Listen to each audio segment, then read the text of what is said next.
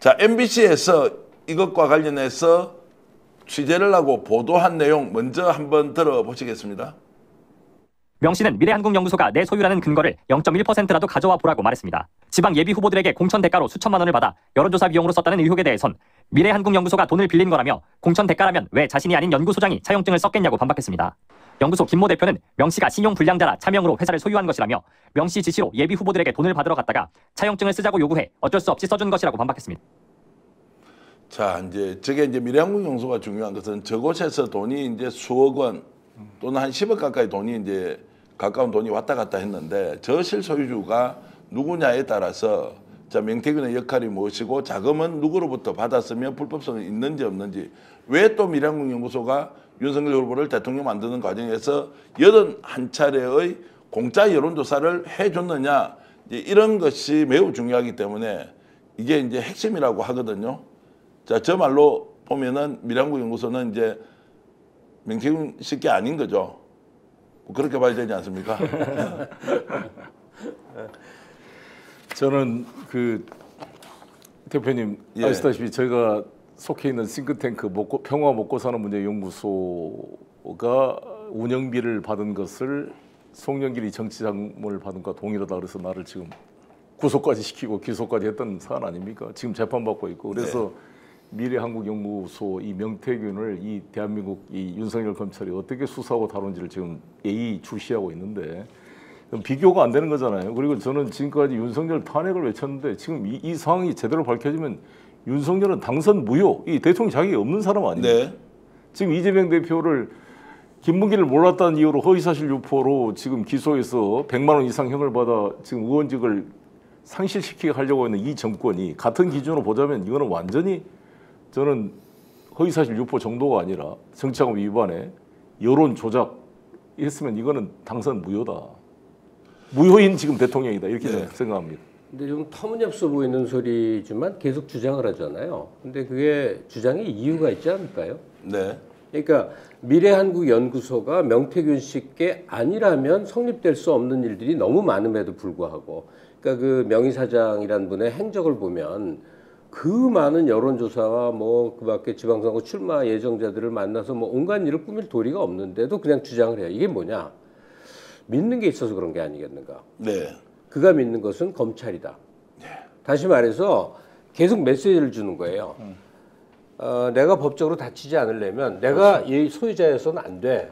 그렇기 때문에 법률적으로 소유자가 아니잖아요, 실제로. 자기가 실소유주였다 하더라도 법률적으로 아니야. 그렇죠. 그러니까 그렇다면 그동안의 검찰의 행태를 보면 명태균에게 박자를 맞춰줄 여지가 충분히 있는 거 아닙니까? 그렇죠. 만약에 검찰이 이제 수사 결과를 발표하는데 미래한국연구소는 명태균 씨의 소유가 아님이 밝혀졌고 뭐 이렇게 나올 가능성이 있어요. 그것을 해달라고 검찰을 향해서 지속적으로 요구하고 있는 게 저게 내게 안 되라는 주장이겠죠. 김건희한테 메시지를 보낸 거겠죠. 용산에 보내서 검찰의 가이드라인을 정리해라. 그렇지 않으면 사고 터진다. 이거 협박하고 있는 거죠. 자, 여러분 아마 처음 듣는 이제 명태균 대표의 목소리일 텐데요. 노정면 의원이 이미 녹취를 풀어서는 한번 여러분들께 공개한 적이 있습니다. 자, 마지막 대선 10일 전에 면밀 조사를 해서 최대 6천 샘플을 만들어야 하는데 돈이 부족했습니다. 돈을 어디서 가져와야 하는데요.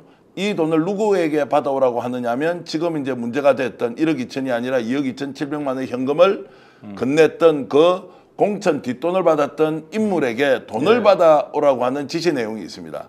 이것도 여러분들이 녹음으로 명태균의 목소리로 처음 한번 들어보시겠습니다. 돈은 모자르면은 소장한테 얘기해서 이거 받으면 됩니다. 추가 좀 받아가 난가 돈을. 자, 이제 누구누구에게 돈을 받아오라고 지시를 합니다. 자, 지시를 하고 이 돈을 받아옵니다. 자, 그 이전에도 받았지만 마지막에 돈이 많이 부족했죠. 윤석열 대통령을 위한 면밀조사 비용으로 자, 차기 그 당시 2022년 6월에 있을 지방선거 공천 광역의원과 그리고 군수 후보로부터 돈을 이제 받아오는데요. 이 돈을 받아올 때 차용증 문제가 이제 걸리게 됩니다. 차용증 문제가 걸리게 되고 그 차용증을 썼기 때문에 법적으로 아무 문제가 없다고 이제 검찰에 진술을 하게 됐죠. 그런데 저희들이 취재 과정에서 놀라운 사실을 하나 알게 됩니다.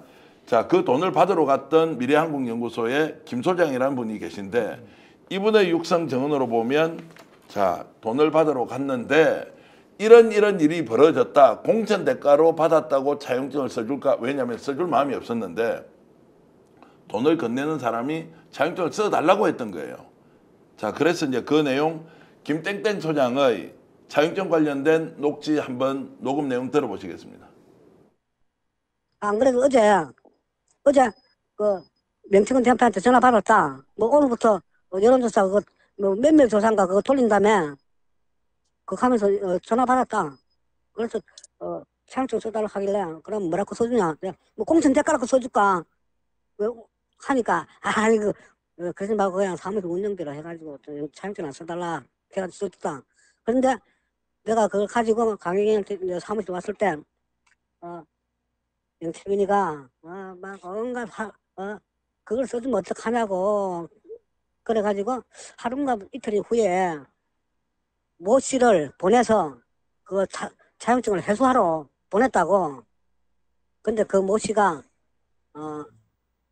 서울에 대선 때 명태균하고 항상 같이 수행하고 운전하고 했던 그 사람이 그러니까. 자, 이제 저 얘기는 차용증을 이제 어쩔 수 없이 써주고 돈을 받아왔습니다. 마지막에 몇 천만 원을 받아왔는데 그걸 가지고 오니까 명태균 대표가 왜 차용증을 써주고 가져왔느냐. 쉽게 얘기하면 차용증 안 써주고도 돈 낼려든 먹어도 되는 이제 성격이었다는 거 아닙니까?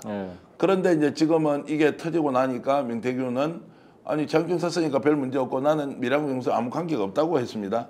그런데 자, 명태균의 목소리가 왜 돈을 받아왔는지에 대해서 본인이 화를 내는 장면이 없지 않습니까? 어렵게 저희들이 찾아서 오늘 공개를 하는데요. 왜 돈을 받아왔냐가 아니라 왜 차용증을 써줬느냐. 그렇죠. 왜 차용증을 써줬느냐. 응당 받아야 될 돈인데. 공짜로 먹어야 되는 돈인데 왜 차용증을 써주고 채무관계를 만들어 왔느냐라고 했던 내용이 있는데요. 그게 한 9초짜리가 됩니다. 명태균 목소리로 직접 들어보시겠습니다. 그리고 왜 차용증을 쓰게 쓴다고 하고 녹음돼. 내 같으면 내가 쓰라 하겠어요? 내려오면 차용증은 나중에 썼다며 말이 돼 그게. 자, 저 말은 가서 녹음까지 한 거예요. 이 사람들이. 두 번째는 차용증을 안 써도 되는데 나중에 써줬다면서 마지막 돈을 받으면서 자, 저렇게 돼 있는데 그러면 차용증을 써주고 돈을 받아오고 그 돈은 차용이 있다 없다 지금은 뭐 금전관계 부채관계 다 끝이 났다고 하지만 결과적으로 보면 명태균이가 실질적으로 경영하고 주도하고 돈도 마련하고 조사도 시키고 다 했다는 것. 이게 이제 이 정도 가면은 법리적으로도 명확해진 것 아닙니까? 그렇죠. 예. 그러니까 사실상 공천 대가로 받은 돈이고 내가 돈 빌린 게 아니라 응당 받아야 될 돈인데 왜 차용증을 써줘서 채권 채무관계를 만들어줘서 그들이 나한테 나중에 대여금 반환 청구 소송을 할 거 아니에요. 그런 빌미를 만들어줬냐라고 지금 화내는 거 아니겠습니까? 저 녹취 내용만 놓고 보면 이제 화를 내고 있는데 그 지금까지는 어제까지는 그랬습니다. 이 돈이 1억 2천인 줄 알았어요. 그 1억 2천이니까 6천만 원씩 차용증을 써주고 다 이제 채권 채무관계가 소멸됐다고 검찰에 진술을 했다는 거예요. 근데 자료를 이것저것 다 찾아보니까 실제로는 2억 2,700만 원을 받아왔는데 6천만 원씩 1억 2천밖에 돌려 못 받았으니까 나머지는 사라져버린 거예요. 채권 채무가 애시당초 존재하지 않았다라고 하는 것까지 가니까 이제 이게 공천을 위해서 뒷돈을 줬다고 하는 것은 명백하게 범죄가 되는 것 맞지 않습니까? 그렇죠. 당연하죠. 사인이 받으면 괜찮습니까? 내가 정당인이 아니면 공천 해줄 테니까 이 돈을 아니, 달라. 사인이 받아 안 되죠. 그렇죠. 예. 그리고 만약에 이 사람들을 아크로비스트까지 데리고 간 적이 있다면 예. 그건 더 큰 문제겠죠. 예. 그런 사실도 나옵니다. 그럼 자, 뭐 이제 그렇게 갔다는 이야기가 있는데 그것은 지금 이제 정확하게 여러분들께 확인시켜 줄 만한 이제 증거가 좀 부족하기 때문에 자, 그런데도 지금 명태균 씨는 끊임없이 자신은 정당하다, 맞다 이렇게 하면서 전혀 이런 문제에 대해서 인식을 하고 있지 않다. 그리고 왜 이렇게 그러면 계속 본인은 사실이 드러나는데도 감추려고 하느냐. 이제 이것도 이해가 잘 안 됩니다. 어떻게 보십니까? 아직은 이제 버틸 수 있다고 생각하고 있는 게 용산을 협박할 무기가 실제로 어느 정도 더 있을 수도 있지 않습니까? 그렇죠. 예, 그걸 배경으로 얘기하는데 아까 그 이제 공천 대가로 갈취한 그 돈에 대해서는 사실 매우 익숙한 풍경입니다. 이 세상에 존재한 수많은 뇌물 사건이 탄로 나면 다 그래. 빌려준 거 받았다. 뭐 전부 채무 관계로 설명을 하거든요. 그러니까 그건 말도 안 되는 건데 명태균 씨가 현재까지 왜 저렇게 마지막까지 버티고 있느냐. 아직 마지막이 아닌 거죠. 지금 일이 막 펼쳐져 나가는 과정에서 명태균 씨는 계속 용산의 힘만 믿고 버티고 그렇습니다. 버티면서 어쨌든 자기는 이제 사법적인 곤경에서 벗어나려고 하는 그런 몸부림인데 뭐 지금까지의 정황만으로도 만약에 정상적이고 합리적인 수사기관이 있다면 충분히 다 옥매어서 범법 사실을 처분할 수 있을 텐데 뭐 지금의 검찰을 우리는 믿지를 못하니까요.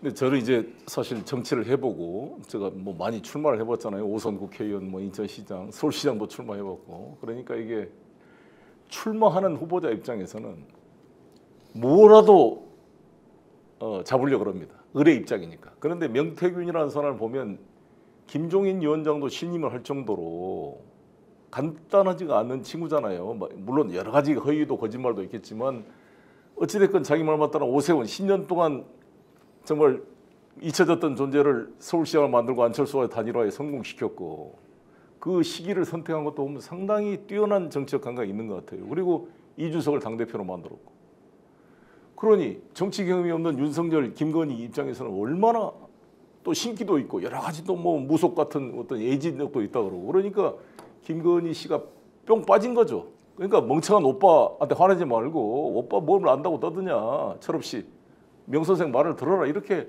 전폭 신뢰를 보여준 게 느껴집니다. 그렇잖아요. 그러니까 그 과정에 저는 명태균이가 가지고 있는 여러 가지 지금 과정도 있겠지만 김건희, 윤석열과 씨와 직접적으로 대화했던 여러 가지 저는 무기를 가지고 있을 거로 봅니다. 그렇기 때문에 저렇게 자신 있게 떠들고 내 건들면 한 달 안에 탄핵되고 내려오겠다고 한번 말한 적이 있잖아요.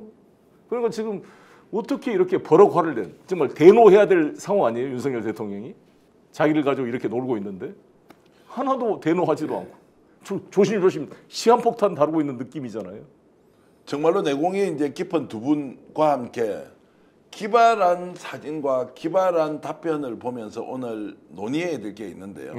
잠시 건너가는 이야기 같지만 허경영과 명태균의 관계가 희한해졌어요. 안 걸린 데가 없네요. 허경영 같이. 그러니까 조금 전에 말씀하셨지 않습니까? 뭐 신기가 있다거나 예지력이 있다거나 이런 것들이 확장되어서 허경영과도 굉장히 가깝게 지냈다라고 하면서 저희들이 최초로 사진 한 장을 한 이틀 전에 공개를 했습니다. 자, 공개를 했는데 그 사진 좀 띄워 주시고요. 이걸 한 종이신문에서 받아왔었습니다. 왜 제가 종이신문이라고 하느냐면요. 저희들이 최초 스픽스에 공개한 저 사진을 한 종이신문에서 인용하면서 스픽스라고 해야 될 거 아닙니까? 네. 어떻게 해놨느냐면 온라인 커뮤니티에서 저걸 봤다고 하는 거예요. 비겁하게. 그 언론이 조선일보입니다. 네.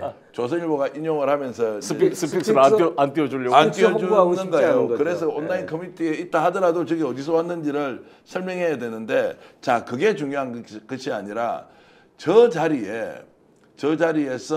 두 사람이 만났는데 이제 논란 또는 아주 많은 사람들이 관심을 받은 내용이 되어서 좀 극우로 지칭되는 TV가 나 있습니다. 이봉규 TV라고 있죠. 여기에서 급히 허경영 하고 통화를 했어요. 국가혁명당 대표에게 전화를 해서 야, 저 사진이 뭐냐라고 질문을 하는데요. 자,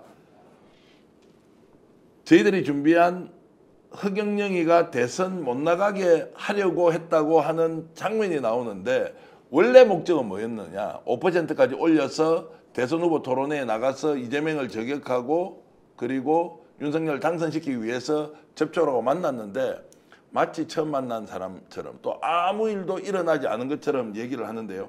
일단 이봉규 TV에서 어떤 인터뷰를 허경영 씨가 했는지 한번 들어보시겠습니다. 그러면 이 명태균이 만났을 때 이 사람은 어떤 사람이다? 못 읽었어요? 그 사람하고 일한 게 없지. 근데 딱 느낌이 어땠어요? 명태균이 그때 내가 만났. 국민의힘이 아닌데 예, 왜 나와서 국민의힘 표를 깨냐. 예. 뭐 이런 식이지. 대선에 못 나가게끔 슬쩍 종용을 했네. 그렇지. 오, 여론조사에 여론에는 그 사람이 여론조사하는 사람이 아니잖아요. 예. 내 지지율이 딴 데서도 여러 군데서도 비슷하게 5% 이상이 나왔어요. 자, 이제 대선에 못 나가려고 본인에게 찾아온 희한한 사람이었다 이렇게 하는 거고요. 그러면은 우리 제작진이 아까 사진 한 번만 더 띄워주십시오. 저기 허경영 그리고 자 명태균이 있지 않습니까? 저 뒤에 지금 패딩 점퍼 입은 분 있죠. 저분이 혹시 누구신지 아시겠습니까? 김영선 여사. 김영선 의원이 이제 예, 뒤태가 그러네요. 예, 뒤태가 이제 김영선 의원인데 자 저렇게 가서 김영선 의원이 소개를 해서 두 사람이 처음 만났고 하늘궁에서 아마 잠을 잔 것도 한두 번이 아니고 여러 번. 김영선 의원이 허경영과 무슨 관계인데? 자 무슨 관계인데라고 하면 이제 제가 취재에 좀 한계가 있고요. 아마도 고향에서 국회의원을 했으니까 하늘궁이 이제 고향 옆에 있지 않습니까? 그래서 이제 소개를 했을 수 있다. 또는 명태균이 수십 차례 전화를 했는데 허경영과 통화가 됐는데 허경영을 만났을 때 본인이 어느 정도 체급의 인물인지를 증명할 수 없으니까 김영선을 데리고 갔을 가능성도 있습니다. 어찌됐든 저 부분과 관련해서 지금 허경영은 처음 본 사람이고 아무 일도 한 적이 없다라고 하는데 저희들이 준비한 이봉규 TV의 내용이 하나 더 있는데요. 잠깐 들어보시겠습니다. 몇 번 만났습니까? 명태균하고? 뭐 모르죠. 한두 번 왔는가 뭐. 하늘궁에 와가지고. 하늘궁에서 만났지. 딴 데서 만난 건 아니고. 나는 처음 봤어요. 왔길래 난 누군지도 몰랐어. 나중에 이름이 명태균인지 알았지. 아, 자기가 누가 소개한 게 아니라 자기가 찾아왔어요? 그냥 제 발로. 아. 그리고 그 사람은 양복을 안 입어 잠바를 입고 와요. 잠바를 입고 오는데 내가 그냥 내 지지자인 줄 알았지 처음에는. 예, 허경영 대표를. 안 밝혀, 이름도. 아, 이름 안 밝히고. 예. 뭐 띄워줄 테니까 돈 내라 이런 얘기는 없었어요? 없죠. 그런 건 없죠. 그 사람이 여론조사 기관을 가진 사람이 아닌데.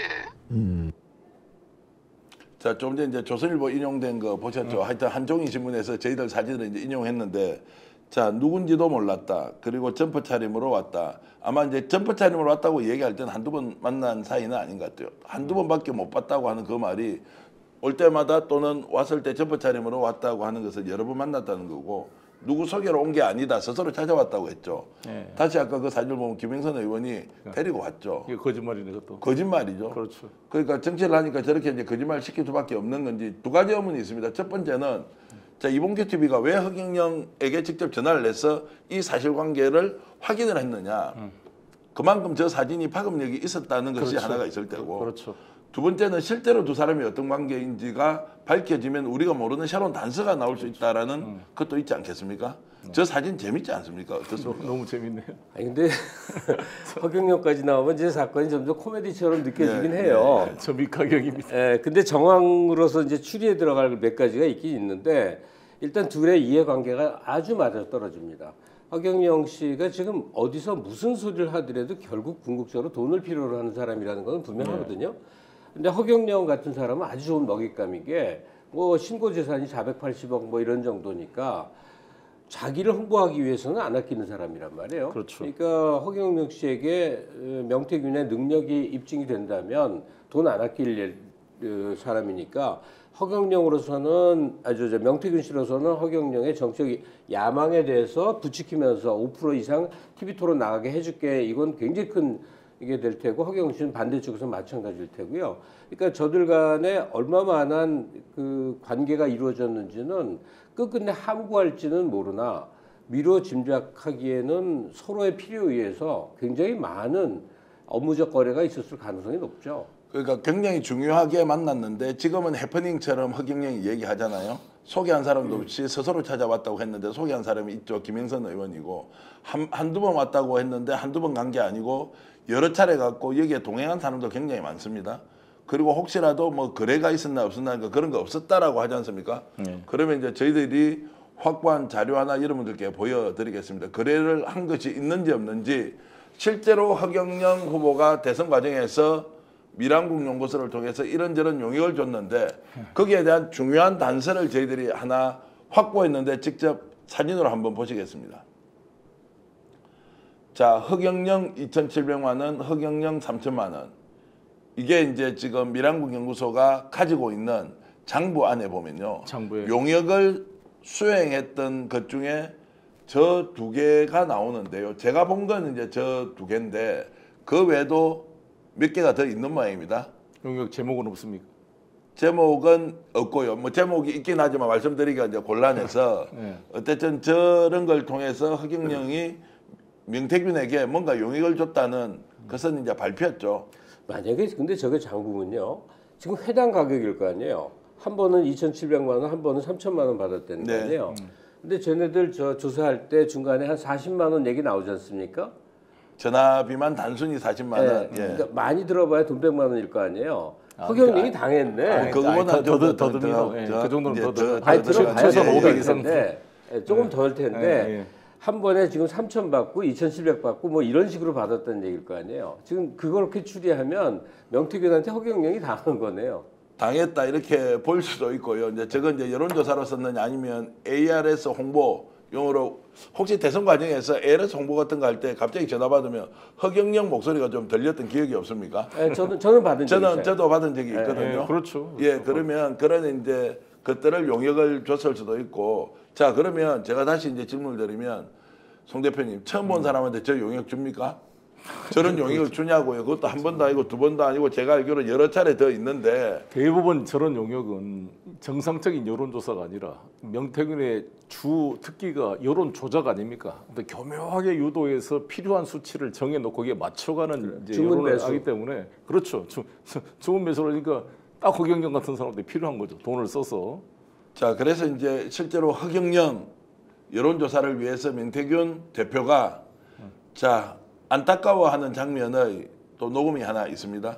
여론조사를 했는데 많이 안 나오니까 안타까워하면서 5% 나와야 하는데 안 나오니까 그것만 나오면 여론조사도 다 하고 대선 후보로 같이 링 위에 올려놓고 이재명 공격하도록 할 수 있지 않습니까? 그렇죠. 예. 그 내용도 있는데 자 명태균과 자 강희경 씨가 통하는 내용 중에 0.몇 %밖에 여론조사가 안 나온다라고 안타까워하는 장면이 있는데 그거 직접 한번 들어보시겠습니다.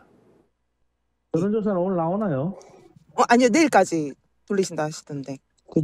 좀 허경이가 좀 나와야 되는데 그래 안 그래 저기 허경이도 그 저 밑에 아들 그 다 밥줄인데 네네. 눈치 끌고 있을 건데 그거 줄 때는 나름대로 5% 나와야 뭘 할 거야.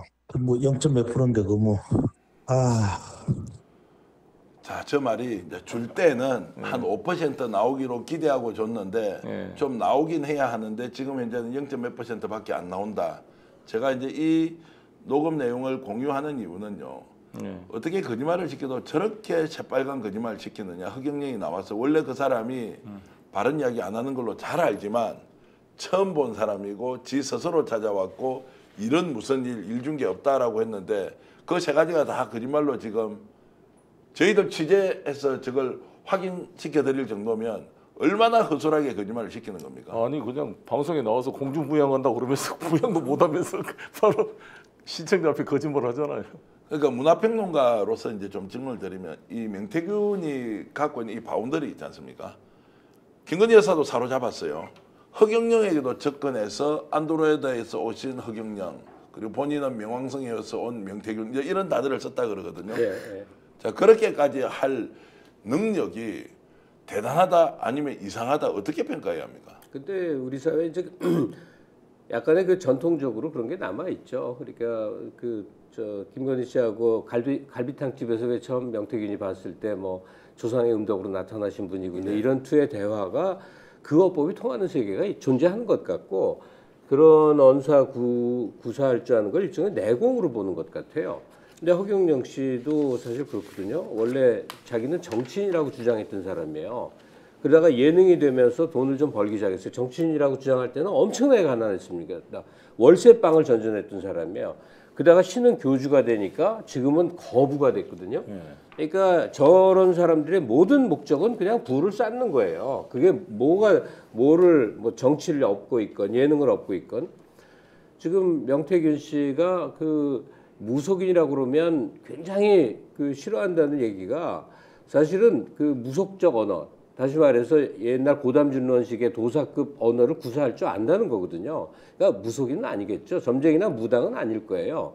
그런데 점쟁이나 무당이 구사할 만한 신기 어린 말을 던지는 재주가 있었던 건데 거기에 감화되고 거기에 쏙 빠진 사람들이 있어요. 대표적으로 김건희 씨 같은 유형의 사람이 그런 거겠죠. 그러니까 그 정치권에도 그런 쪽에 흥미와 믿음을 가진 사람이 많다는 증거거든요. 지금 명태균 씨의 그 활동 범주를 보면 과학적 언어로 사회학적 데이터로 이렇게 접근해서는 저 많은 인적 고리를 맺을 수가 없을 텐데 다 김건희랑 친한 사진 하나 보이면서 굉장히 신기 어린 소리를 툭 던지면 거기에 험뻑 넘어가는 출마 예정자들이 얼마나 많았던 것이냐. 지금 등장한 27명뿐이 아니라 굉장히 많은 사람과 그런 식으로 자기 존재 증명을 해왔지 않았겠느냐 하고 유추가 됩니다. 실제 이제 창원산장 국가산업단지 정해질 때도 국토부 공무원들이 내려왔는데 거기에서 안내를 하고 실제로 창원시청 고위직 공무원들하고 회의를 할 때도 명태균이 주도를 하고 뭐 이런 여러 가지 이제 일들을 보면 일반적으로 정책 결정부터 정치인들을 만나는 그리고 허경영 같은 사람을 만나서 비즈니스를 만들어내고 뭔가를 도모할 수 있다라고 하는 것은 혹시 이제 오랫동안 정치하셨는데 송 대표님도 이런 유형의 인물을 본 적이 좀 있습니까? 당연히 보죠. 유사 정도의 차이는 있지만 일단 국회의원에 출마하고 약간 뭐 당대표 대선 후보급으로 거론되고 그러면 이런 사람들이 다 들끓게 돼 있습니다. 그런데 윤석열 같은 경우는 당내 기반도 없고 정치를 처음 해본 사람이잖아요. 또 상당히 또 무속이나 이런 데 또 관심이 많고 특히 김건희 여사가 관심이 많기 때문에 명태균이 그러한 점을 정확히 보고 이렇게 접근한 게 되고요. 일단 김건희 여사와의 소통이 된 것은 그 전에 이준석 오세훈을 성공시켰던 레코드 기록과 또 김종인 대표까지도 인정해줬던 이게 쌓여서 계속 이제 신뢰성을 높여갔겠죠. 그래서 사실 라스푸틴이 러시아 황제 니콜라 2세와 그 부인 알렉산드리아의 정신적 그런 지배를 통해 사실상 국정을 농단했는데 육체적 지배도 육체적 정신적 지배를 했다고 네, 하죠. 네, 라스푸틴이. 근데 그 라스푸틴 오직 노래까지 나왔잖아요. 보니엠이 부른 라스푸틴 노래까지 있는데 그게 어떻게 가능했을까? 딱 한 번 통과되면요. 그 다음부터는 이제 검증이 안 됩니다. 특히 권력의 실세가 한번 신임을 해줘 버리면 그 다음부터는 그냥 자동으로 그냥 연결되는 거죠. 그래서 이 김건희 여사와 명태균과의 관계가 전 상당히 깊은 내용이 많이 있을 걸로 보입니다. 네. 그게 힘이고 지금 명태균이 가지고 있는 무기고. 근데 오늘 제가 사실 하루 좀 여유가 있는 날이었어요. 그래서 여기 오기 전까지 유튜브로 온갖 걸 이제 이렇게 들여다보다 왔어요. 근데 좀 의심스러운 게 하나 있어서 그런데요. 어제부터 오늘 하루의 최대 화제는 이준석입니다. 네. 그러니까 그 뉴스토마토 박성광 기자가 이제 둘이 만나서 얘기한 걸 기사화 시킨 거 아닙니까? 그래서 그 안에 이제 이준석이는 앞뒤 사정을 다 알고 있으면서도 마치 모르는 것처럼 뭐 등등 뭐 다 좋은데 제가 하나 의혹을 가진 거는 그 진술이 짧게 나온 신문 기사도 있지만 그 내용을 굉장히 길게 풀어놓은 게 있어요. 그 녹취를 쭉 읽어봤는데 그 이준석 의원의 말에 의하자면 명태균이가 이랬대더라를 전언하는 거예요. 그러면 별 관계가 없는 사람이잖아요. 근데 행동으로 보자고. 명태균 씨하고는 엇나가서는 절대 안 될 사이인 것처럼 명태균 사장 하면서 명태균 씨를 거의 유일하게 감싸는 듯한 태도를 취하면서 그 전후 이 관계를 쭉 보니까 상당히 일이 많았어요. 그러니까 제 지금 하고자 하는 얘기는 뭐냐면 완전한 명태균만의 단독 플레이였을까 하는 의혹이 드는 거예요. 중앙 정치에 대해서 아무리 도사급 두뇌를 가졌어도 어디 가서 누구를 만나야 되고 어떤 사람이 중요한 사람이고 어떤 사람이 뭐 이거를 그렇게 알 수가 없는데 이준석이라는 방송계에서 주로 활동하던 한 젊은 정치인이 갑자기 당대표도 되고 뭐 보궐선거도 이겨내고 그다음에 대선에서 지방선거까지의 맹활약의 배경에 도대체 뭐가 있지 않았는가 했을 때 그의 그 뛰어난 명철한 두뇌가 아니라 명태균과의 협업 같은 게 상당히 작용을 한 게 아닌가. 네. 그래서 긴밀하게 둘이 의논해 가면서 여론조사 조작도 알고서도 하고 주문 조작도 하고 어디 미는 거 어디 홍보하는 거 뭐 푸시하는 거 이런 것들에 많은 일이 관여가 있지 않은가. 왜 그 생각을 하냐면 뉴스토마토 기사대로만 하자면 별로 관계가 없어서 이준석 씨가 명태균을 대외적으로 말하는 것과 전혀 다르게 하대를 합니다. 지가 말이야, 걔는 말이야 이렇게 표현을 해요. 단둘이 있을 때. 근데 바깥에서는 명사장님 이렇게 표현했단 말이에요. 그러니까 뭔가 드러내기 어려운 둘만의 관계가 있는데 그것은 선거 과정에서 둘이 같이 협동을 많이 한 게 아닌가. 명태균의 재주를 한껏 활용하고 가이드를 하고 길을 제시한 게 이준석 의원이 아닐까.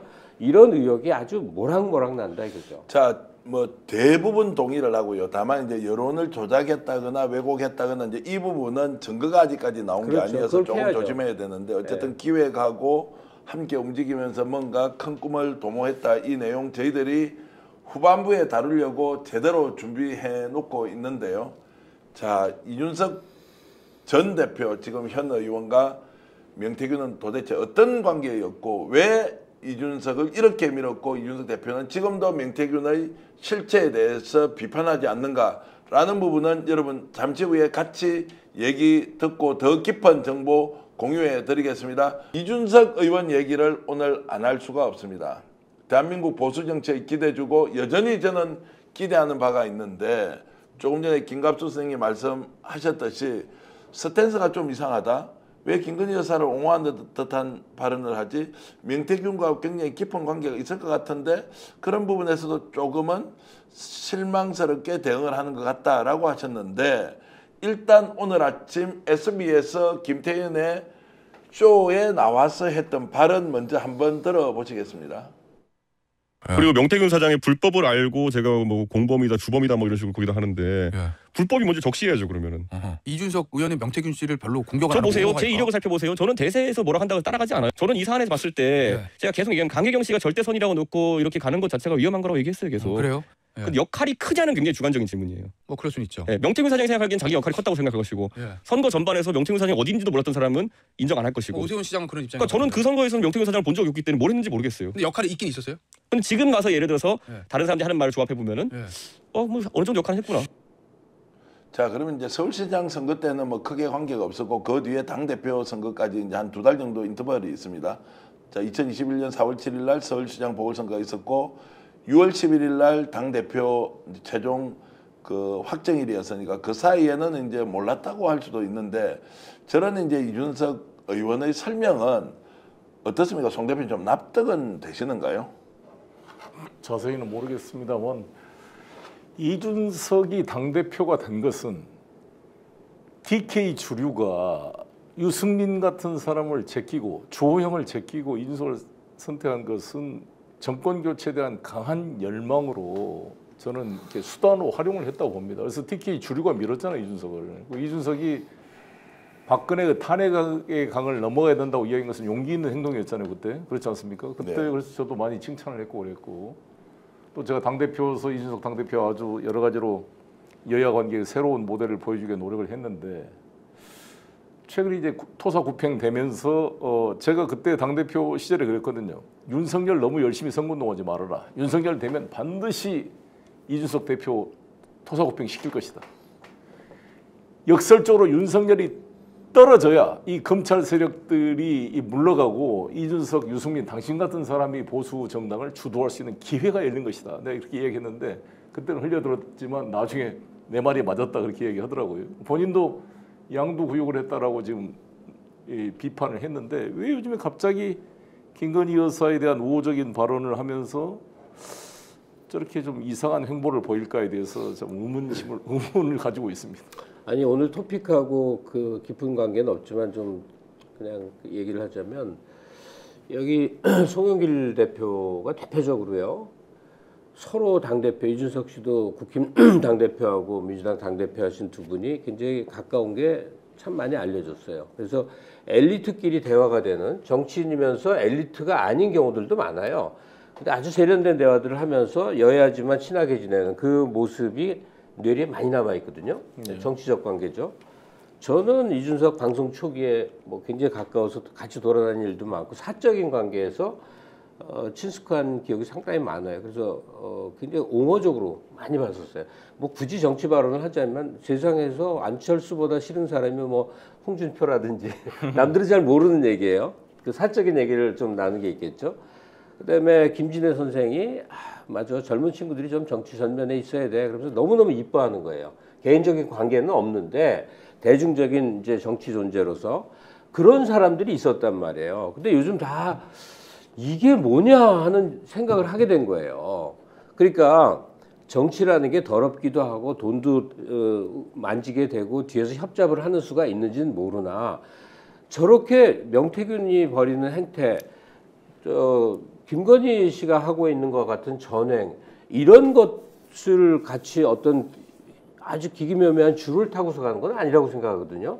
커다란 대응 명분 속에서 어려움을 헤쳐나가는 것이지. 근데 정치적으로 이준석 의원이 부각하는 지난 몇 년 동안의 과정을 보니까 이게 엄청나게 이상한 일들과 연계가 많이 돼 있어 갖고 수십 년 그 컴컴한 정치한 사람들의 그 행태들 그 속에 위너가 된 사람들의 그 아주 추악한 면 뭐 이런 걸 너무나 닮아 있구나 하는 생각이 들어요.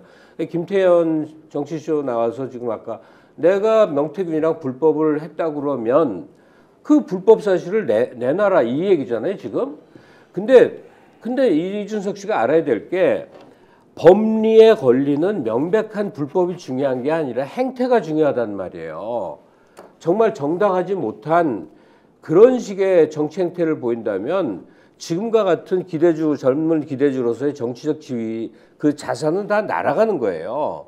사람들이 점점 실망하고 있는 이유를 좀 잘못 알고 있어요. 자, 법리 적용에 의해서 무슨 불법을 저질렀느냐가 지금 중요한 게 아니란 말이에요. 명태균, 김건희와 짬짬이가 된 듯한 지금까지 드러난 행적들에 대해서 대단히 의아하게 생각하고 있다는 점을 그걸 알고 있어야 된다고요. 자, 행태에 대한 말씀은 이제 주관적 판단이니까 다른 의견이 있을 수 있습니다. 저는 좀 균형감을 가지고 한번 질문을 드리고 싶은데 법리적 문제가 없다면 또는 있다면 내놔 봐라라고 했는데 송 대표님 이 질문을 좀 드리고 싶습니다. 당대표 경선 과정에서 제가 확인해 보니까 미래한국연구소가 공짜 여론조사를 최소 1000샘플 이상을 7차례에 걸쳐서 해줍니다.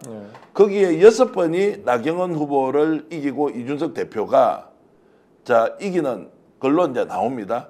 이게 공표 여론조사로 활용이 됐어요. 활용이 됐다는 것보다 언론사가 했던 조사한 걸로 다 이렇게 알려지게 됐죠. 다시 미래한국연구소가 이준석 후보를 위해서 7번의 여론조사를 해줬다는 거예요? 예, 정확하게 말씀드리면 미래한국연구소가 PNR이라는 여론조사 회사에 의뢰를 해서 공표 여론조사 언론사 이름으로 하는 거 있지 않습니까? 이것을 7번을 했는데 6번이 1등으로 나왔단 말이에요. 그러면 법리적으로 저는 그런 질문을 하고 싶은 거죠. 그 돈을 누가 냈느냐 그러면. 그건 따져봐야 되는 거 아닌가요?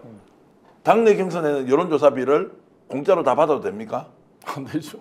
그것도 똑같이 선거법이나 이런 게 언론기관과 연합해서 객관적으로 후보와 관계없이 언론기관이 이 비용을 내고 언론기관의 위탁을 받아서 공표하는 경우라면 문제가 없겠지만 언론기관도 돈을 안 낸 게 확실하고요. 그렇죠. 그리고 그러니까 문제죠. 대표 쪽에서도 당연히 돈을 안 냈는데 형식은 언론기관에서 발표하는 것처럼 만들었죠. 그리고 중요한 것은 제대로 된 여론조사가 아니라 맞춤형 여론조사, 소위 보정이라는 명목으로 이준석 의원이 보정이라는 표현으로 명태균의 여론조사를 약간 옹호하는 제가 인터뷰를 본 적이 있는데 깜짝 놀랐는데요.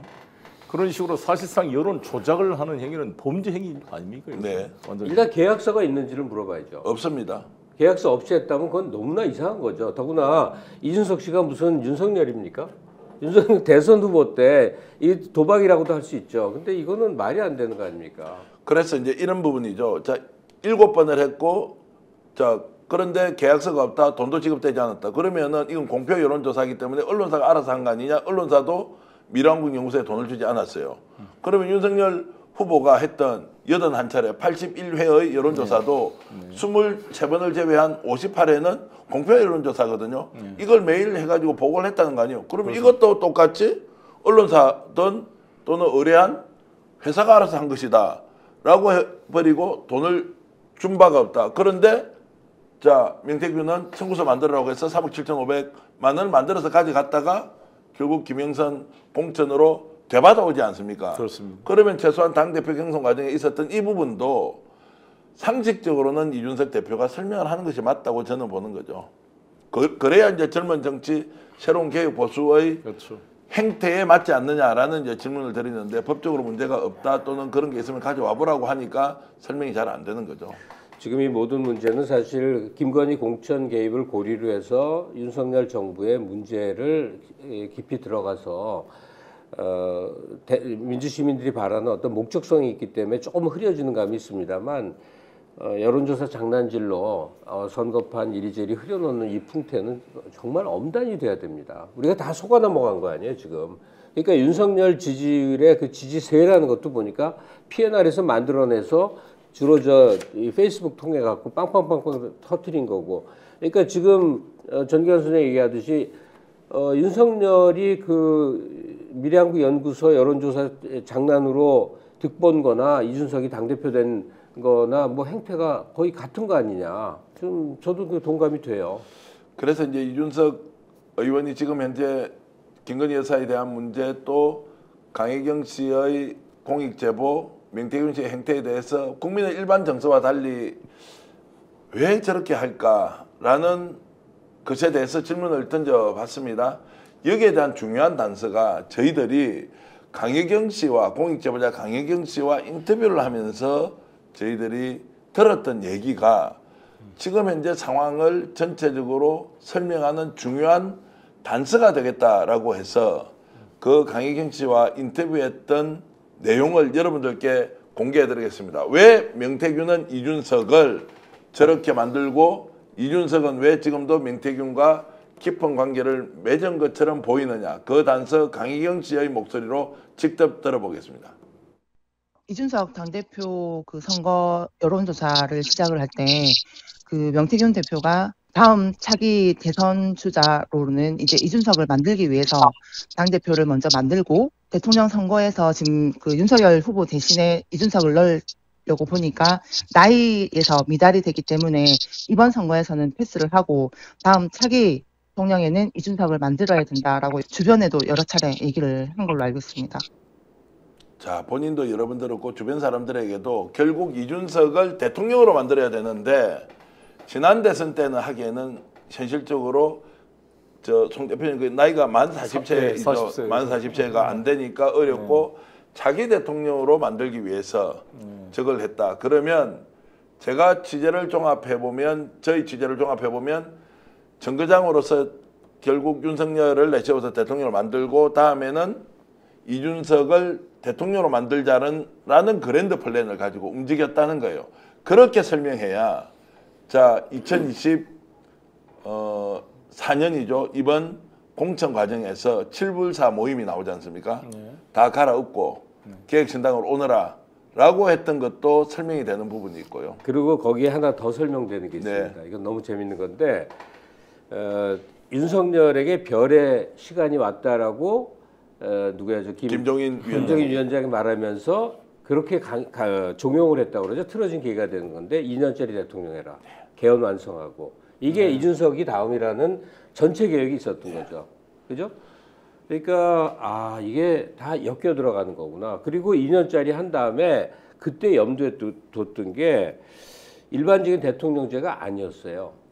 이원 집정제 아니면 뭐 그런 비슷한 얘기. 왜냐하면 이준석 씨도 그런 얘기를 한 게 있는데 제가 이건 정확지 않아요. 근데 그런 얘기를 들은 적이 있어요. 그러니까 이게 뭘 의미하냐면 단계를 밟아가려고 그런 거구나. 2년짜리 윤석열에게 당신 검찰총장이 2년짜리 대통령만 해도 얼마나 큰 영광이냐. 그래서 2년짜리 해서 개헌하고 그 개헌을 토대로 해서 이준석 대통령 만들고 하는 그게 이제 명태균과 김 위원장과 등등이 갖고 있었던 계획이고 이준석은 그걸 큰 꿈을 가슴에 품고 뛰었구나. 그래서 윤석열 정부의 성공이 아니라 이준석을 대통령으로 만들기 위한 긴 계획을 가지고 일종의 중간 과정을 중간지대를 윤석열 정부라고 보고 이준석을 그 안에서 계속 키워야 하는데 윤핵관들과 끊임없이 마찰이 일어나고 어느 순간에 공적 위치에 명태균이 없다 보니까 이준석이 밀려나기 시작한 거죠. 그리고 계획신당으로 갔지 않습니까? 2022년 3월 15일입니다. 2024년 3월 15일입니다. 올 3월 15일 날 자 경희궁의 아침이라고 광화문에 있는 대우빌딩 뒤에 있는 거기에서 김종인 위원장과 김영선이 있었다. 라는 것을 페이스북으로 또 올렸습니다. 그때 뭔가 굉장히 중요한 대화를 했다는 것인데 그게 뭐였겠나. 마지막까지 총선에서 갈아엎자. 국민의힘을 망하게 하고 우리가 다시 한 번 더 도모해서 이준석을 대통령으로 만들는 원래 계획대로 돌아가 보자라고 하는 아마 저의 상상을 말씀드리면 명태균 대표가 이 방송을 보고 있으면 본인의 마음을 제가 가장 정확하게 해석해서 설명할 수도 있다. 결국 이준석 대통령 만들기라는 큰 계획이 지금 현재 이준석 의원을 아주 좁게 만들고 있다고 저는 그렇게 보고 있습니다. 그 밝혀내야 될 게 그 윤석열에 대한 60몇 회의 사실상 여론조사 비용 3억 7천만 원, 뭐 81회입니다. 예. 81회입니까? 그에 대한 대가를 달라는데 안 주고 그것을 김영선 공천으로 이제 그 바탈을 했다는 것인데, 그러면 지금 오세훈 시장과 이준석에 대한 7회 8회 여론조사 했다는 거 아니에요? 그 대가에 대한 것이 좀 취재가 돼야 될 것 같은데 어떻습니까? 취재가 돼야 하는데 여기에 대해서는 아무도 지금 언급을 하지 않습니다. 언급을 하지 않습니다. 그러면 당대표 선거 때 이루어졌던 여론조사의 계약서가 있는지 말씀하셨듯이 비용을 누가 댔는지 왜 그 언론은 그러면 그것을 받아서 마치 자신이 조사한 것처럼 했느냐. 지금 계속 나오지 않습니까? 미래한국연구소에서 그 썼던 돈이 지방선거 출마 예상자들한테 뒷돈 받아가지고 다 한 거예요. 맞아요. 그러니까 그 죄질이 별로 안 좋다는 거예요.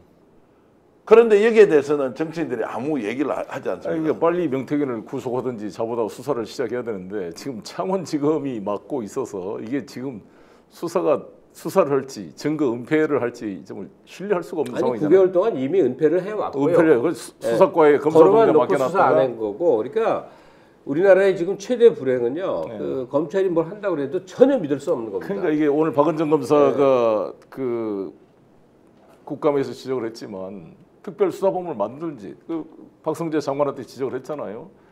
저는 저 사건 같은 경우도 이게 사실 형사부나 공공수사부가 맡아야 돼요.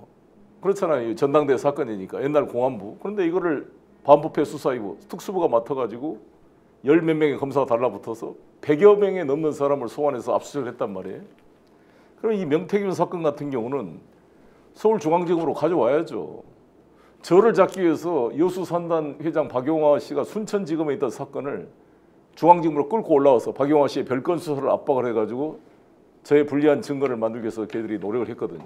이 서울중앙지검 반부패 수사이부가. 그렇다면 지금 이거를 거기다가 맡겨놓을 수가 없는 창원지검 지금 지검장이 누굽니까? 정유미 지검장이 연수원 30기, 지금 이문정 검사와 연수원 동기라는데 이문정 검사가 이 사람은 키보드 워리어로 윤핵관의 핵심이었고 그래가지고 이 검사장으로 승진했다는 사람이었고 서지은 검사 미투 사건의 2차 가해자로 고소가 됐던 사람이다. 그래서 기대할 바가 없다 이렇게 이문정 검사가 평가한 사람인데 이 양반이 검사 2명 가지고 무슨 수사를 할 수가 있겠어요. 이걸.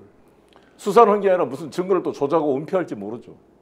명태균이 지금 어디 있는지도 모르는지 일단 소환. 김영선도 지금 숨어. 김영선은 완전히 숨어 있는데 그 뭐 김영선에 대해서는 지금 뭐 소환 계획도 없고요. 오늘 보니까 미래한국연구소 아까도 제보해주고 저희들이 많은 정보를 갖도록 도와주시는 그분은 오늘 집하고 사무실에 압수수색 당했더라고요. 김 소장이라는 분이 당했고 또 통상적으로는 압수수색을 하면 유심만 가져가고 이거 휴대폰을 주는데 지금 하루 종일 전화 통화가 안 된 걸로 봐서는 통째로 가져가서 뭔가 내용을 풀 거라고 생각하는데 저하고 통화했던 내용도 많으니까 뭐 검사들이 그 내용을 충분히 살펴보지 않겠느냐 이제 이런 생각이 들기도 하는데요. 어찌됐든 수사는 지금 그냥 하지 않는다. 하더라도 신용만 한다. 엊그제 가서 조사받아 보니까 그냥 뭐 원래부터 어떤 관계로 명태균을 만났냐, 그 회사의 성격이 뭐냐 이런 걸 가지고 거의 10시간 동안 조사를 하고 김영선과의 관계 그리고 공천 거래가 있었느냐 뭐 이런 것에 대해서는 전혀 나가지 않았다는 이야기로 보면 수사 안 하겠다라고 볼 수밖에 없는 거 아니에요? 수사를 안 하는 게 아니라 수사를 왜곡하는 것이고요. 김건희와 윤석열 관련된 사건이 나오면은 그 관련자들을 가지고 수사를 한 게 아니라 변론 요지서를 준비하는 겁니다. 그러니까 최재형 목사 그 명품백 가지고 수사받으러 갔더니 뭐 백은종 대표도 마찬가지고 청탁이 아니었죠. 업무 관계가 없죠. 마치 변호사가 변론 준비서 작성하듯이 그렇게 신문을 했다는 거 아닙니까? 이게 무슨 검사냐고 이게. 자, 그래서 이게 민주당에서 지난 대선 과정에서 경선을 하는데 공짜 여론조사를 81번을 주고 그 뒤에 자, 보궐선거 공천을 받았어요. 지방선거 출마 예정자 뭐 제가 비유를 하겠습니다. 호남 그리고 충청 될 만한 지역 두 군데다 딱 꼽아줬어요. 자, 거기 드러났습니다. 이렇게 수사합니까? 근데요, 더 슬픈 얘기를 해드릴게요. 지금 뭐 보나마나 뻔할 거 아니에요. 그 이재명 후보가 아니라 민주당 정부가 들어섰는데 그때 윤석열 비슷한 내면이 윤석열 비슷한 검찰총장이 있으면요 또 당합니다. 그러니까 지금 윤석열 정부 하에서 검찰이 순한 양이 되고 개가 되는 이유는 그들을 통제할 수 있기 때문에 그런 거죠. 그렇죠, 그렇습니다. 그러니까 문재인 정부 때 검사들한테 민주당계 정치인들 판판이 당하는 거 보세요. 그러니까 검찰을 어떻게 다뤄야 되는지서부터 검찰이라는 사람들의 속성이 검사라는 속성이 어떤 건지에 대해서 너무나 순진하게 대한 게 아니냐 이런 생각이 아주 듭니다. 그러니까 지금 민주당 계열에서 뭐 이런 비슷한 일이 벌어졌다면 지금 세상이 다 뒤집어졌을 거 아니에요. 이미 다 감옥들 줄줄이 가 있을 테고. 그러니까 검찰한테 왜 민주당 내지 진보 내지는 이 당들은 다 그렇게 꼼짝 못하고 살아야 되게 됐느냐? 난 그게 좀 알다가도 모를 일이에요. 그 민주당 같으면 이런 일은 애시당초 꾸미는 것 자체가 불가능한 구조에 있다라는 이야기를 제가 몇 번 들었습니다. 이런 정도의 규모로 무슨 여론조사를 공짜로 80회씩 갖다 바치고 출마 예정자들로부터 돈을 수억 원 걷어들여가지고 이런 것은 상상을 할 수 없다는 얘기를 제가 들었고요. 그럼에도 불구하고 지금 검찰에서 하고 있는 걸 보면 결국 아무것도 하지 않겠다라고 가는 것 아니냐라는 생각이 듭니다. 송 대표님은 지금 직접 수사받고 뭐 압수수색을 총 몇 번 당했습니까? 저는 뭐 두세 번 당했는데 네. 제 주변 사람하고 다 100여 번 당한 거죠. 100여 명이. 이제 그것과 비교하면은 이걸 어떻게 지금 저 검찰총장이 나와가지고 법과 원칙에 따라서 차질 없이 수사하겠다는 말을 국민들 앞에서 할 수 있느냐. 이제 이런 걸 보면 정말로 국민들이 정신 똑바로 차리고 깨닫고 있어야 되는 거죠. 그래서 저는 지금 심우정 총장, 이창수 지검장, 그다음에 누군지도 뭐 사차장 그리고 이제 최재훈 반부패수사 2부장 4명을 즉각 탄핵 소추해서 직무를 정지시켜야 된다. 이제 네. 마치 민주당이 결정했으니까 환영하고 국감이 끝나자마자 바로 해야 됩니다. 오늘도 심우정 총장 박은정 검사나 김승원 의원이 질의한 거 답변한 거 보니까 가관이더라고요. 그렇잖아요. 아니 이재명 대표의 부인 김혜경 여사 뭐 8만 6천 원? 10만 원도 안 되는 그거 가지고 130번의 압수수색을 했다는 거 아니에요? 네. 23억 이익을 받은 이 주가 조작 사건을 단 한 건을 압수수색 신청도 안 하고 그것도 했다고 거짓말을 해서 그렇게 또 거짓말을 하고 이게 과연 이 검사의 범죄 집단들 아닙니까? 이거 범죄 은닉 집단들이죠. 아니 근데요. 그러니까 이게 완전히 검찰은 해체해야 되고 검찰의 조정을 올리는 날이다. 우리가 집권하면 아예 완전 해체시켜야죠 이거. 아니 맞아요. 근데 제가 좀 엉뚱한 얘기 같이 들리겠지만 난 한동훈 차례 낫구나 하는 생각을 했어요. 이 세상에서 제일 참을 수 없는 모욕감이 상대가 나를 사람으로 보지 않을 때거든요. 예. 지금 국감장에서 벌어지는 검찰총장이나 서울지검장의 답변 보세요. 상대 질의한 국회의원한테 답변하는 게 형식이지만 실은 국민한테 답변하는 거거든요. 법과 원칙에 따라서 수사하겠습니다. 그걸 무한 반복합니다. 내용으로 안 들어가요. 무한 반복해요. 난 니들을 사람으로 안 봐. 이거거든요. 차라리 한동훈이처럼 빡빡거리고 뭐 촐랑거리고 이렇게 싸우는 게 그나마 사람 대 사람의 관계구나 이 생각이 다 든다니까요. 국감장에서 고위공직자들 저런 식의 딱 몇 개의 단어로 요약되는 말로 뭐 어쩌고저쩌고 하겠습니다. 이 반복하는 건요 정말 국민에게 모욕감을 주는 발언이에요.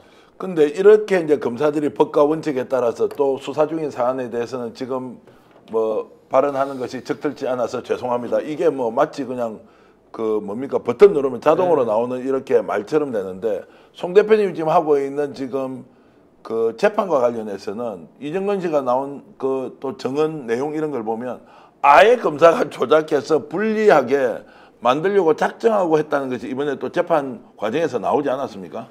그렇죠. 근데 이 대한민국 검찰은 사냥개식으로 이문정 검사가 말한 대로 객관 의문을 갖는 공익의 대표자로서의 검사가 아니라 완전히 사익의 대표자 그리고 일종의 권력의 충견 역할을 하는 거기 때문에 유리한 증거는 숨겨버리고 불리한 증거는 조작하고 하는 거잖아요. 이재명 대표나 송영길이나 수상 보면 완전히 그냥 뭐 소장몰이 해듯이 이게 엮어가지고 하는 거잖아요. 그래서 유리한 증거는 빼버리고 편집하고 이렇게 하는 거죠. 그거 안 내놓고 숨겨버리고. 이번에 그러면은 그 제가 아까 잠깐 봤던 그 내용은 어떤 내용입니까? 지금 이정근 씨를 회유해가지고 했다는 그 내용도 오늘 새롭게 나왔다고 하는데. 그러니까 저 같은 경우도 그렇잖아요. 우리가 이 별건 수사를 금지한다는 것은 영장주의 원칙에 따라 피의 사실에 한정해야지. 계속 파고 별거를 하면은 안 잡힐 사람이 누가 있습니까? 그 사람 괴롭히기죠, 그거는. 영원히 피폐 이성윤 의원이 그러는데 영원히 피폐돼 사람이 그래 죽고 자살하고 그러는 겁니다. 근데 저 같은 경우도 지금 1년 반이 넘게 제 경제적 생활이나 사회적 생활이 다 망가지고 멘탈이 없으면 무너지는 거죠. 이재명 대표도 마찬가지일 겁니다. 이재명 대표가 뭐 국회의원이고 당 대표니까 하겠지만 저 같은 경우는 거리에서 지금 혼자 싸우고 있는 거잖아요. 근데 이제 문제는 이 검사들이 이정근 같은 경우도 아니 전당대회가 아무 상관없는 개인 간의 그 알선수재 사건을 가지고 와서 별건 수사로 핸드폰을 이미 제출한 행시로 받아가지고 3만 개 녹음 파일을 꺼내가지고 그걸 다 뒤져서 저를 이제 이 돈봉투 사건을 수사를 이제 달라부터 시작했는데 나는 이것은 영장주의 위반이고 별건 수사다라고 주장하는 거고 이정근이 이미 제출했다 그러지만 이미 제출이라고 마음대로 쓸 수 있는 게 아니에요. 피의 사실이 한정돼야 되고 또 이미 제출의 임의성이 의심될 자료가 제가 보였던 그 자료입니다. 네, 그러니까 임의로 했다 그러는데 검사가 사실상 회유 협박한 게 드러난 거거든요.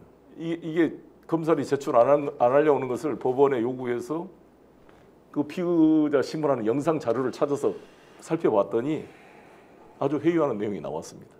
그래서 나는 이 회유한 내용을 보고 이재명 대표를 지금 위증교사라 그래가지고 지금 사실대로 이야기 주라. 기억을 좀 살려봐라. 이렇게 말한 것을 위증교사라고 지금 기소한 이 검찰이 자기들은 아니 플리 박인영 한 게 나오거든요. 기브 앤 테이크가 있다. 잘해주면 뭔가 대가가 있을 것이다. 지인들, 가족들 뭔가 수사할 것 같은 그런 위협을 하고 그래서 저는 이것을 이제 지난 23일에 재판부에 제출하고 이런 임의 제출 형식을 취했지만 이것은 별건 수사 영장주의 위반이다. 이것을 강력히 주장하고 있습니다. 자, 그런 이중적 태도, 극단적 이중성 그러면서 국민 앞에서 법과 원칙 상식 공정을 이야기하고 있는데 이걸 듣고 있는 국민들은 정말로 돌아버릴 지경입니다. 스픽스는 말하는 언론입니다. 대세는 유튜브, 그중에서 스픽스. 좋아요, 댓글, 구독, 알림 설정. 여러분이 저희를 사랑해 주시고 우리가 여러분을 사랑하는 4가지 방법입니다.